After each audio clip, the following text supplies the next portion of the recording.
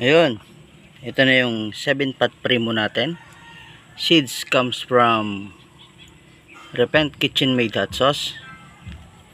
Ang dami niya maglabas ng bunga ngayon. Nung una napabunga ko to, nung habang lumalaki, isa lang ang nabunga niya. Ito siya ngayon, madami siya ngayong nilabas. Tsaka mas malaki ngayon yung mga nilalabas niyang bunga.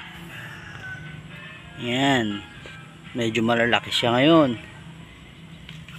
Ito parang nagbabago na ng kulay, pahinog na. So ito yung puno niya.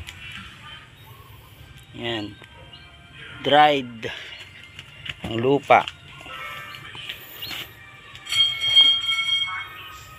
Yun, so madami siyang nilalabas na bunga ngayon. Nagsisimula na. Yun lang, gusto ko lang i-share. Hehe.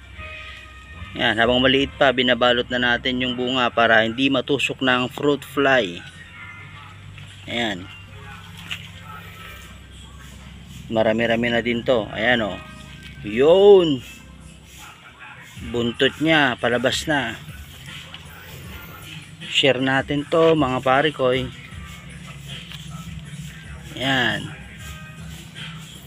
Buntot ni 7-pot primo. Yun.